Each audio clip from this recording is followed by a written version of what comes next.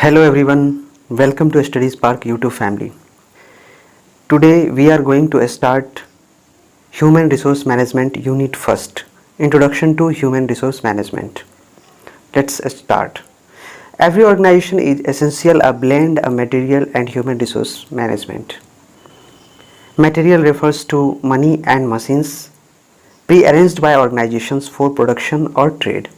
Human resource, on the other hand, refers to the knowledge, education, skills, training and abilities of the members of the organization. Human resources are the most valuable and unique assets of an organization. The successful management of an organization's human resources is an exciting, dynamic and challenging task, especially at a time when the world has become a global village and economies are in a state of change. The scarcity of talented resources and the growing expectations of the modern day worker have further increased the complexity of the human resource function.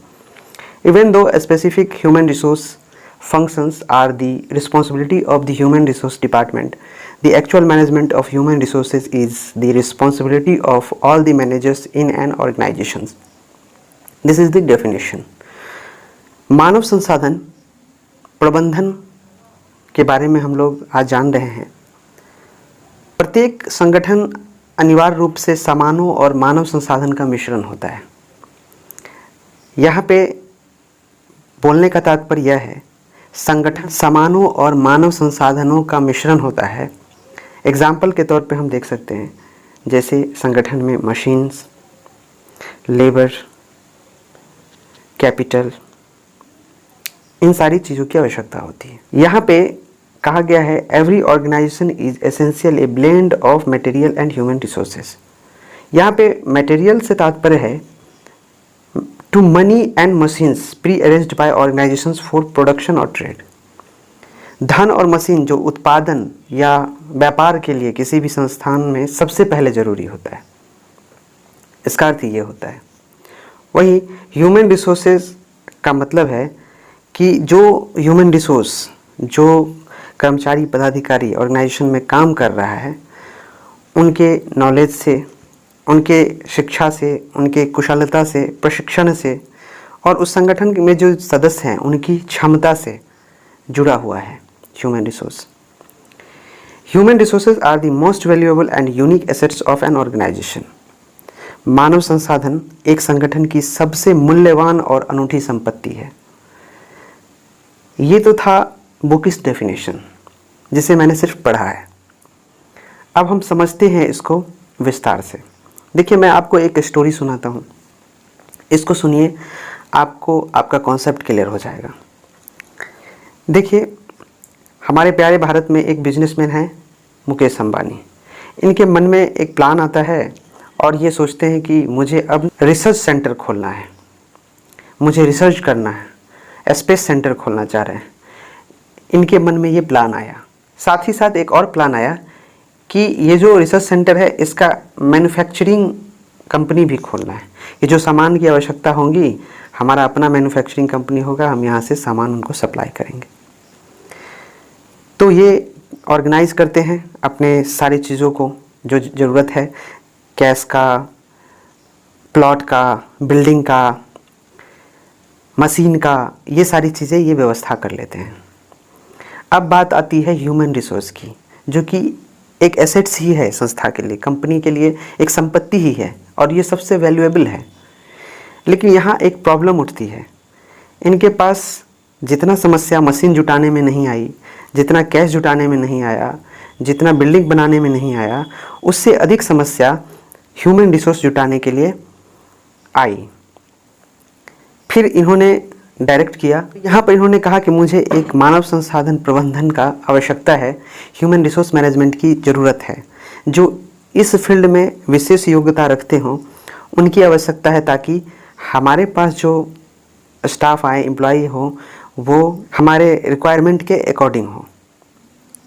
तब जाकर यहाँ पर management की ज़रूरत महसूस की जाती है।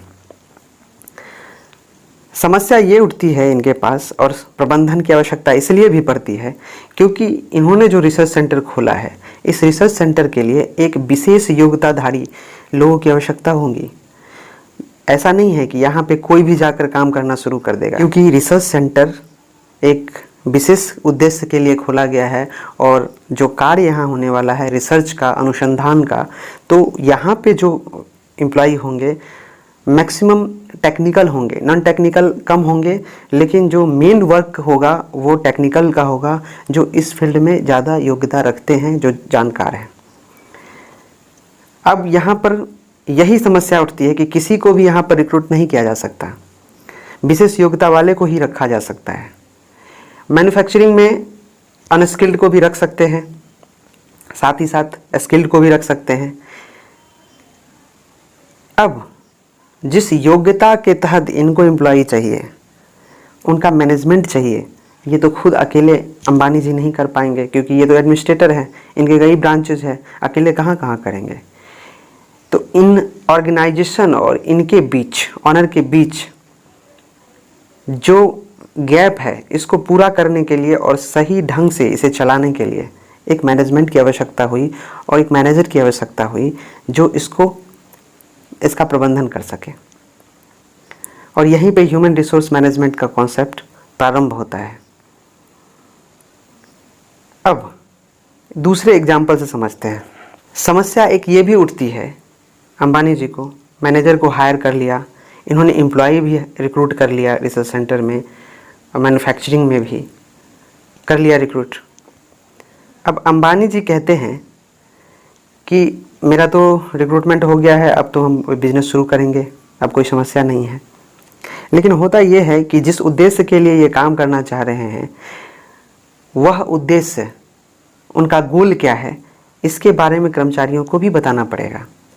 उनको ट्रेन किया जाएगा, उनको स्पेशल ट्रेनिंग दी जाएगी, तभी जाकर के वो अचीव कर पाएंगे ना।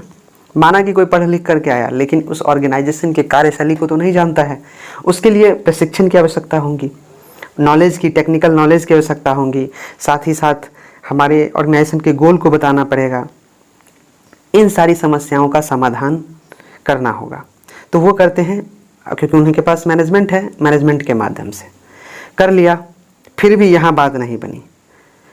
एम्प्लॉय ट्रेन हो जाते हैं, कुछ दिन काम किया, अब वेल स्किल्ड हो गया। हमें पता है कि हमारा दुनिया जो है अब ग्लोबल विलेज बन चुका है, ग्लोबल विलेज, वैश्विक गांव बन चुका है। अब कोई भी चीज़ एक्सेस करना इतना कठिन नहीं है, आप आसानी से किसी भी चीज़ को एक्सेस कर सकते हैं। अगर मानिए अमेरिका में कोई बड़ी कंपनी है, कोई प्रोडक्शन कर रही है, आपको इंडिया में आवश्यकता है, तो ऐसा नहीं है कि वो सामान अवेलेबल नहीं है, यहाँ पे अवेलेबल है। आप किसी भी देश से कनेक्ट हो सकते हैं, आप मिनट में जहाँ चाहें वहाँ एक्सेस पा सकते हैं, क्योंकि ये सब हमारे तकनीक और ग्लोबलाइजेशन की वजह से हुआ है। इसका फ़ायदा भी है, इसके कुछ पॉजिटिव और निगेटिव इम्पैक्ट भी हैं। पॉजिटिव यूँ कहे, यहाँ से हमें टेक्निकल सपोर्ट मिल जाता है, तकनीकी सहयोग मिल जाता है, हम अपने आप को कंपेयर कर पाते हैं अपने देश और बाकी देशों की टेक्नोलॉजी से, हमारी प्रगति और दूसरे देशों की प्रगति से। तो यहाँ पे एक कंपटीशन का भावना भी उत्पन्न होता है। ग्लोबलाइजेशन की वजह से दुनिया के अन्य देशों से कनेक्ट हुए, अपने टेक्नोलॉजी को साझा किया, अपने एम्प्लॉय को भी ट्रेन किया, नई नई तकनीकें लाए, और हमारा एम्प्लॉय जब ट्रेन हो गया, तकनीक पा लिया, काम करने के बाद कुछ दिन काम किया, काम करने के बाद यूनियनबाजी होने लगा ऑर्गेनाइजेशन में। ये अपने वेतन को लेकर असंतुष्ट हो गए। इनके मन में ये होने लगा कि क्योंकि ग्लोबलाइजेशन की वजह से कंपटीशन बढ़ा, तो हमारे टाइप की दूसरी भी कंपनी है जो ऑफ़र करेंगी ट्रेंड को, क्योंकि हमने तो अब अपना एम्प्लॉय ट्रेन कर रखा है, तो हर ट्रेन लोगों की रिक्वायरमेंट होती है। मानिए मैंने इन्हें रखा 50,000 के महीना पे, और ये ट्रेंड हो चुके हैं, काम भी कर लिया है। कंपटीशन की वजह से कोई दूसरी ऑर्गेनाइजेशन हमारे एम्प्लॉय को लोभ लालच दे करके बोल रही है कि आ जाओ आप, 1 लाख रुपए मंथली मैं दूंगा आपको। This is the big challenge for the organisation. ये एक बहुत बड़ा चैलेंज बन जाता है किसी भी ऑर्गेनाइजेशन के लिए आज के दौर में कि एम्प्लॉई को हम सेटिस्फाई करके रखें, वो हमें छोड़कर नहीं जाए। अगर ये ट्रेंड एम्प्लॉय छोड़कर जाता है तो इससे घाटा है ऑर्गेनाइजेशन को, ऑर्गेनाइजेशन की संपत्ति का नुकसान है। उसके ट्रेनिंग पे, उसको स्किल्ड बनाने में जो समय ऑर्गेनाइजेशन ने खर्च किया है, उसका लाभ प्राप्त किए बिना ही अगर वो नुकसान हो जाता है तो ये संपत्ति के लिए बहुत ही हानिकारक है। इन सारी चीज़ों को भी मैनेज करता है मैनेजमेंट। इनके लिए भी आवश्यकता होती है मैनेजमेंट की, एचआरएम की। ये तो बात हो गई है कंपटीशन की भावना का, एम्प्लॉय को उनके रिक्वायरमेंट के अकॉर्डिंग सुविधाएं उपलब्ध कराने की।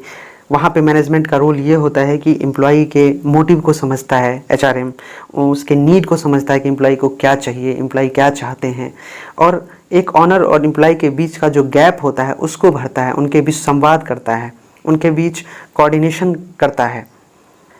और जो भावना हमने पहले बताया है आपको, प्लानिंग का, ऑर्गेनाइजिंग का, स्टाफिंग का, डायरेक्टिंग का, कोऑर्डिनेटिंग का, जिसको पोस्ट कॉर्प भी बोलते हैं, आगे पढ़ेंगे पोस्ट कॉर्प के बारे में। एडमिनिस्ट्रेशन में भी हम लोग पढ़ेंगे, यहाँ भी पढ़ते हैं, और दोनों एक दूसरे से जुड़ा हुआ है, मैनेजमेंट और एडमिनिस्ट्रेशन। हालांकि एडमिनिस्ट्रेशन मैनेजमेंट से बड़ा होता है और मैनेजमेंट एडमिनिस्ट्रेशन के अंदर काम करता है, लेकिन जो फार्मूला है, जो रूल है, मैक्सिमम टैली करता है एक दूसरे से। अब बात ये होती है कि एक मैनेजमेंट ने इस प्रॉब्लम को भी शट आउट कर दिया। एक सबसे बड़ा चैलेंज ये भी उत्पन्न होता है कि एम्प्लॉय के बीच में भी कंपटीशन होता है। यहाँ पे मतभेद हो सकता है एम्प्लॉय के बीच में, यूनियनबाजी हो सकता है। इस चीज़ को भी शट आउट करता है मैनेजमेंट। साथ ही साथ एम्प्लॉय के कार्य क्षमता को समझना एक मैनेजमेंट का कर्तव्य है, एक मैनेजमेंट का कार्य है कि हमारा एम्प्लॉय किस फील्ड में कितना दक्ष है, उसकी क्षमता कितनी है। एक समूह को पहचानना एक मैनेजर का कर्तव्य है, एक मैनेजर का कार्य है। एम्प्लॉय की शक्तियों को सही दिशा में उपयोग करना, ये भी मैनेजर का बहुत बड़ा कार्य होता है। एक मैनेजर को यह पता होना चाहिए कि हमारे ऑर्गेनाइजेशन में जो एसेट्स है, जो संसाधन है, उनका उपयोग किस प्रकार किया जाए लक्ष्य की प्राप्ति के लिए। हमारा गोल जो है, उस गोल को प्राप्त करने के लिए हम अपने शक्ति का किस प्रकार उपयोग करें, हम अपने संसाधन का किस प्रकार उपयोग करें कि कम से कम लागत में मैक्सिमम आउटपुट प्राप्त हो जाए और हम अपना लक्ष्य प्राप्त कर सकें। यहाँ पे कॉन्सेप्ट भी निकल कर आता है कि मिनिमम रिसोर्स में मैक्सिमम यूटिलाइजेशन हो, कम से कम संसाधन में ज़्यादा से ज़्यादा, कम से कम संसाधनों का ज़्यादा से ज़्यादा उपयोग कर लक्ष्य की प्राप्ति करना, ये भी मैनेजमेंट का रोल होता है। इसको भी समझ सकते हैं आप। इसको एक दूसरे एग्जाम्पल से भी समझा जा सकता है। एक मैं कहानी सुना रहा हूँ, आपने भगवान हनुमान के बारे में सुना होगा। बचपन में ये काफ़ी नटखट थे। इनके नटखटपना के कारण इनको एक महर्षि ने श्राप दे दिया था बचपन में कि तुम अपनी शक्तियों को भूल जाओगे, तुम्हारे पास जो शक्ति है, असीमित शक्ति, उसका तुम्हें ज्ञान नहीं रहेगा। याद है जिस समय रावण सीता को हर कर ले गया था, उस समय जब सेतु बन रही थी समुद्र में, तो वहाँ पर भगवान हनुमान को अपनी शक्ति का ज्ञान नहीं था। तब वहाँ पर जामवंत बताते हैं हनुमान जी को कि हे हनुमान, आपके पास तो असीमित शक्ति है, आप तो इस समुद्र को भी बिना तैरे हवा में उड़कर जा सकते हैं, आप इसके लिए सक्षम हैं। आप पवन पुत्र हनुमान हैं, आपकी शक्तियाँ अपार हैं, आप ये कर सकते हो, आप वो कर सकते हो, आपके लिए कुछ भी जटिल नहीं है, कठिन नहीं है। ये सब बताना और हनुमान जी को ज्ञान आ जाना, हनुमान जी का शक्ति सही दिशा में उपयोग किया जाना जामवंत का कार्य था। जामवंत जी ने यहाँ पर एज अ बेस्ट मैनेजर का एग्जाम्पल दिया है। यहाँ पे जो थ्योरी है कि हम अपने संसाधनों का सही दिशा में, अपनी शक्ति का सही दिशा में उपयोग कर लक्ष्य की प्राप्ति कर सकते हैं, उसी प्रकार जामवंत जी ने हनुमान जी की शक्ति का उपयोग सही दिशा में सही समय पर किया। उनको बताया गया, उनको मोड़ा गया कि आप ये कर सकते हैं, आप वो कर सकते हैं, उनसे करवाया गया और इनका रिजल्ट भी इनको प्राप्त हुआ। अब समझ में आ गया होगा कि आपके पास जो रिसोर्सेज हैं, आपके पास जो शक्ति अवेलेबल है, अपने लक्ष्य, अपने गोल को प्राप्त करने के लिए उन शक्तियों का सही दिशा में उपयोग करना, मिनिमम रिसोर्स के साथ, मिनिमम खर्च के साथ मैक्सिमम आउटपुट प्राप्त करना, ये प्रबंधन का कार्य है। आई थिंक कि आपको समझ में आ गया होगा। अब हम लोग बात करते हैं कुछ कॉन्सेप्ट की। हमने पहले ही बोला है, every organisation is essential a blend of material and human resources. प्रत्येक संगठन अनिवार्य रूप से सामानों और मानव संसाधनों का मिश्रण होता है, जैसे कि मशीन और मजदूर, है ना, मशीन और लेबर हो गया, ये मिश्रण है, कैपिटल इत्यादि। यहाँ पर जो मटेरियल और ह्यूमन रिसोर्स की बात की गई है, उसका मतलब होता है मनी से, मशीन से, जो कि ऑर्गेनाइजेशन प्रारंभ होने से पहले उपयोग में लाया जाता है। Material refers to money and machine pre arranged by organisations for production और ट्रेड। उत्पादन करने से पहले, व्यापार करने से पहले किसी संस्थान द्वारा ये धन, रुपया, मशीन, संयंत्र लगाना पहले ही जरूरी होता है। सबसे पहला काम है ये, इसी को मटेरियल बोलते हैं। नेक्स्ट है human resource. Human resource on the other hand refers to knowledge, education, skills, training, ability of the members of the organisation.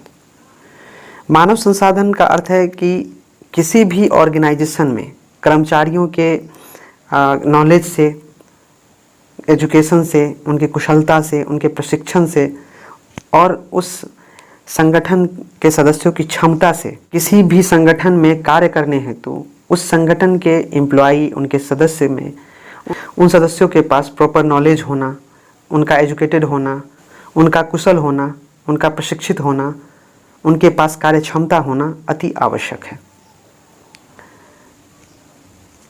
Human resource are the most valuable and unique assets of an organisation.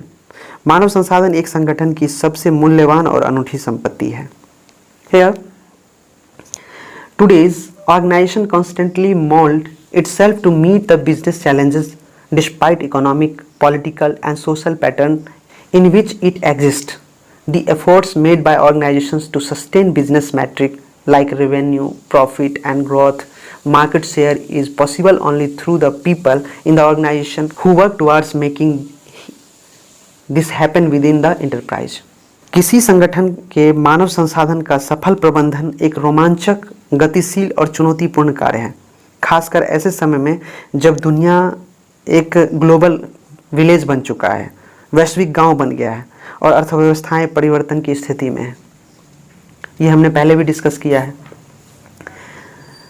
प्रतिभाशाली संस्थानों की कमी और आधुनिक कार्यकर्ता की बढ़ती अपेक्षाओं ने मानव संसाधन कार्य की जटिलताओं को बढ़ा दिया है।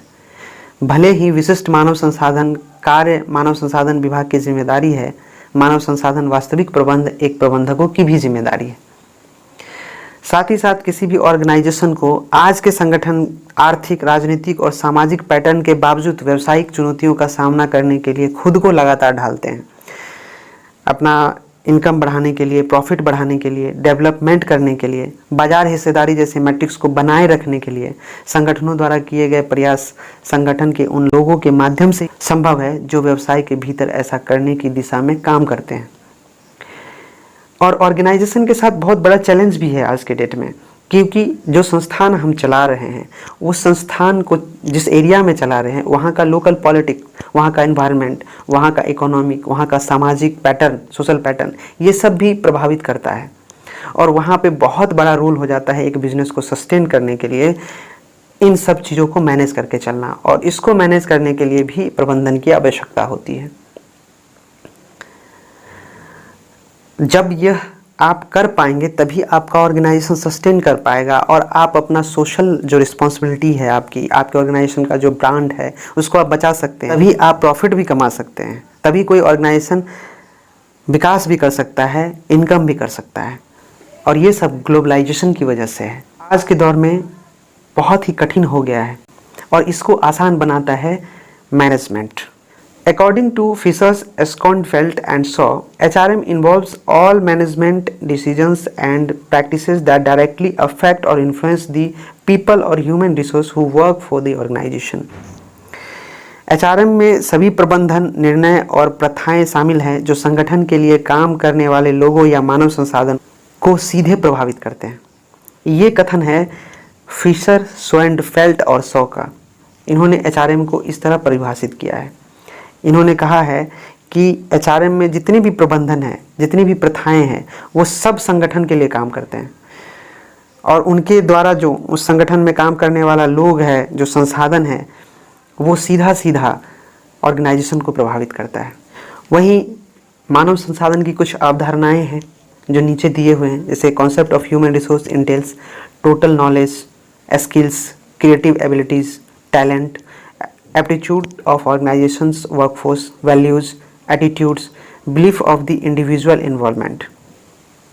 एक ऑर्गेनाइजेशन में मानव संसाधन संबंधित है कर्मचारियों के ज्ञान से, कुशलता से, उनके रचनात्मक क्षमता से, उनकी प्रतिभा से, है ना, संगठन में कर्मचारियों की योग्यता से, उनके मूल्यों से, उनके रुख से, उनके विश्वास से, ऑर्गेनाइजेशन के प्रति उनका विश्वास कैसा है, उनका नॉलेज कैसा है। एक ऑर्गेनाइजेशन तभी ग्रोथ कर सकता है जब उनके ऑर्गेनाइजेशन में उनके एम्प्लॉय के पास ये सब चीज़ें हों, और ये सब एचआरएम की प्रिंसिपल्स हैं। मैंने जो एग्जाम्पल दिया था उसमें ही आपको सब कुछ बतला दिया है, और आप जब पढ़ेंगे एचआरएम को तो आपको उस कॉन्सेप्ट के अलावा कुछ भी पढ़ने को नहीं मिलेगा। थियोरेटिकली भले बहुत सारे थ्योरी दिए गए हैं, उनको आप पढ़िए, उनको याद रखिए, उनको समझ लीजिए, लेकिन सीधा सीधा इतना समझिए कि जो समरी दिया है मैंने आपको, एचआरएम उससे बाहर नहीं है। हाँ, इसको इम्प्लीमेंट करने के लिए बहुत सारे साइंटिफिक पॉलिसीज़ बनाए गए, सारी साइंटिफिक अप्रोचेज़ आए हैं, बहुत सारे अप्रोचेज़ का निर्माण किया गया है, बहुत सारे विद्वानों ने अपना अपना थ्योरी दिया है, उस कॉन्सेप्ट को डेवलप किया है, उस कॉन्सेप्ट पर हमारा एचआरएम आगे बढ़ा है, विकास किया है, और हमने बहुत कुछ अचीव भी किया है। लेकिन सबका निचोड़ जो आपको कॉन्सेप्ट मैंने बताया है बस वही है, इतना दिमाग में रखना है, उसके आगे कुछ भी नहीं है। उसके ऑब्जेक्टिव को याद रखना है, उसके बाद कुछ भी नहीं है। सब कुछ निकलकर तीन चीज़ों के इर्द गिर्द घूमता है एचआरएम, एक तो ऑनर, एक तो उसका एम्प्लॉय, और इन दोनों के बीच की कड़ी मैनेजमेंट, और कुछ भी नहीं है। और सारे प्रिंसिपल्स इन्हीं तीनों के अंदर घूमते रहेंगे। आगे बढ़ते हैं। A human resource manager has to build an effective workforce, handle the expectation of the employees, and ensure that they perform at their best. He or she also has to take into account the firm's responsibilities to the society that it operates in.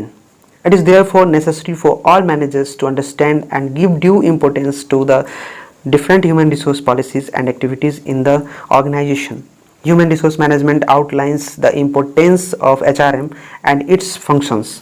जो बताया है बस वही definition है।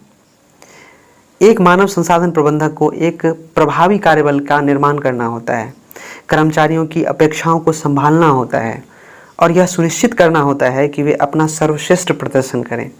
उसे उस समाज के प्रति फर्म के जिम्मेदारियों को भी ध्यान में रखना होगा जिसमें वह संचालित होता है। इसीलिए सभी प्रबंधकों के लिए संगठन में विभिन्न मानव संसाधन नीतियों और गतिविधियों को समझना और उन्हें उचित महत्व देना आवश्यक है। मानव संसाधन एक संगठन में मानव संसाधन और उसके विभिन्न कार्यों के महत्व को रेखांकित करता है। यह विभिन्न मानव संसाधन प्रक्रियाओं की जांच करता है जो संगठन के लाभ के लिए कर्मचारियों को आकर्षित करने, प्रबंधित करने, प्रेरित करने और विकसित करने से संबंधित है। वहीं कहा भी गया है, human resource management outlines the importance of HRM and its different functions in an organisation. It examines the various HR processes that are concerned with attracting, managing, involving and developing employees for the benefit of organization. है ना। मानव संसाधन प्रबंधन एक संगठन में मानव संसाधन विकास और इसके विभिन्न कार्यों के महत्व को रेखांकित करता है।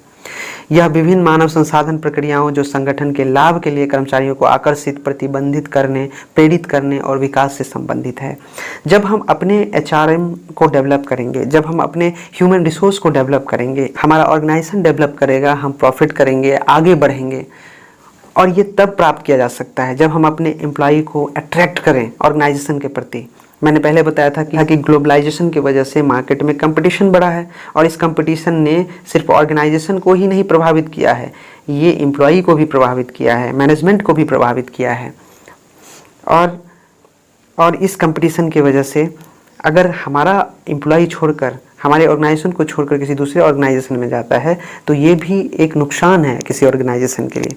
तो इन सब चीज़ों से बचने के लिए एक मैनेजर का जो रोल होता है, मैनेजमेंट का जो रोल होता है, वह यह होता है कि आप समय समय पर उन्हें इंसेंटिव्स दें, उन्हें अट्रैक्ट करें, बोनस दें, उनके फैमिली के लिए प्लानिंग करें, ऐसी ऐसी प्लान्स लाएं, ऐसा ऐसा योजना लाएं ताकि वो आपके ऑर्गेनाइजेशन के प्रति प्रेरित हों और आपके विकास में HRM बहुत बड़ा योगदान दे। आपके ऑर्गेनाइजेशन के विकास में आपका एम्प्लॉई अपना योगदान दे और आप डेवलप कर सकें। ये सब भी होता है। एक ऑर्गेनाइजेशन को मैनेजमेंट के माध्यम से एम्प्लॉई के बारे में भी, उनके कल्याण के बारे में भी सोचना होता है, तभी जाकर एक ऑर्गेनाइजेशन अपने ऑब्जेक्टिव्स को प्राप्त कर पाता है, वरना नहीं कर सकता। ठीक है, ये ऑब्जेक्टिव्स क्या क्या हो सकते हैं? To act as a link between the top management and employee, objective of HRM है। यहाँ पे कहा गया है कि शीर्ष प्रबंधन और कर्मचारियों के बीच एक कड़ी के रूप में काम करना होता है एक मैनेजर को। To arrange and maintain adequate manpower inventory, which in turn ensure the smooth working of the organization. पर्याप्त जनसूची की व्यवस्था और रखरखाव करना, जो बदले में संगठन के सुचारू संचालन को सुनिश्चित करता है। आपको मैन पावर का एक इन्वेंट्री भी रखना होगा। इनको भी पढ़ेंगे, मैन पावर इन्वेंट्री को भी। इसमें होता क्या है कि एम्प्लॉय के रिक्रूटमेंट से लेकर उनके सर्विस पीरियड का एक रिकॉर्ड मेंटेन करके रखना होता है कि हमारा, उनके स्किल्स को भी उनको कैटेगराइज करके रखना होता है कि हमारे पास किस प्रकार का मैन पावर है, कैसा मैन पावर है। ये इन्वेंट्री में आता है। बस अभी हम लोग ऑब्जेक्टिव को डील करते हैं। To offer training as a way of developing skill, enhancing productive and most importantly increasing individual and organisational performance to achieve the desired results. और जो हमारा परिणाम प्राप्त करने के लिए, वांछित परिणाम प्राप्त करने के लिए कौशल विकसित करना, उत्पादक और सबसे महत्वपूर्ण रूप से व्यक्तिगत और संगठनात्मक प्रदर्शन को बढ़ाने के तरीके के रूप में प्रशिक्षण प्राप्त करना एक मैनेजमेंट का काम होता है। ये एम्प्लॉई को हम ट्रेंड करें, उनका स्किल डेवलपमेंट करें, उनका कौशल विकास करें, जिससे हमारा प्रोडक्टिविटी बढ़ेगा, प्रोडक्शन बढ़ेगा, हमारी जो क्षमता है उसमें वृद्धि होगी। एक ऑर्गेनाइजेशन के बेहतर प्रदर्शन के लिए आवश्यक है, जो कि मैनेजमेंट के माध्यम से ही हो सकता है और ये HRM ही कर सकती है। जैसे कि to advise employee benefit schemes for improving employee motivation and group morale and enhancing employer employee cooperation. मतलब कर्मचारियों को विभिन्न योजनाओं के माध्यम से लाभ देना और जो नियोक्ता और कर्मचारियों के बीच सहयोग बढ़ाना है, उनके बीच जो एक गैप है उनको कम करना है। एक कड़ी का काम करता है मैनेजर एम्प्लॉई और ऑनर के बीच में, एडमिनिस्ट्रेशन और प्रशासन और एम्प्लॉई के बीच में। समझ में आ गया? To ensure and enhance the quality of work life which refers to the employees perception of their physical and psychological wellbeing at work. कर्मचारियों के जीवन की गुणवत्ता को सुनिश्चित करना और उनके शारीरिक और मनोवैज्ञानिक कल्याण के लिए योजनाएं बनाना। यहाँ पर जो कर्मचारी का लाइफ स्टाइल है उसको भी हमें डेवलप करना है, तभी तो वो हमें छोड़कर नहीं जाएगा। उनको अट्रैक्ट करना है। ये HRM का हमने ऑब्जेक्टिव पढ़ा है, हमने बताया भी है कि एम्प्लॉय के ग्रोथ के लिए प्लान्स बनाना, उनको अट्रैक्ट करने के लिए तरह तरह के इंसेंटिव्स, उनके लाइफ को सुधारने के लिए कुछ फैमिली प्लानिंग, उनके साइकोलॉजिकली डेवलपमेंट के लिए प्लान बनाना, उनका हेल्थ का ख्याल रखना, उनके लिए मेडिकल फैसिलिटी अवेलेबल कराना, उनके बच्चों के लिए एजुकेशन अवेलेबल कराना, उनकी फैमिली के लिए बेनिफिट अवेलेबल कराना। ये सब HRM का रूल होता है, तभी तो ऑर्गेनाइजेशन के साथ वो जुड़े रहेंगे, है ना। To help keep up ethical values and behavior amongst employees both within the outside the organization, संगठन के भीतर और बाहर कर्मचारियों के बीच नैतिक मूल्यों और व्यवहारों को बनाए रखने में मदद करना HRM का रोल होता है, एक मैनेजर का रोल होता है, एक ऑर्गेनाइजेशन में प्रबंधक का ये रोल होता है। Thank you friends, I hope कि यहाँ पे आपका यूनिट फर्स्ट का 2 कॉन्सेप्ट क्लियर हो गया है। एक introduction to human resource management and second concept of human resource management. अगर आपको समझ में आ गया है, आपको अच्छा लगा है वीडियो, तो प्लीज़ लाइक करें, शेयर करें। अगर आप हमारे चैनल पर नए हैं तो प्लीज़ सब्सक्राइब कर लें ताकि मैं मोटिवेटेड रहूं और भी सारा वीडियो बनाऊं और HRM, marketing management, financial management, public administration, RTI, computer, इन सारे सिलेबस को कवर करूं। Thank you. मिलते हैं नेक्स्ट टॉपिक में। बाय।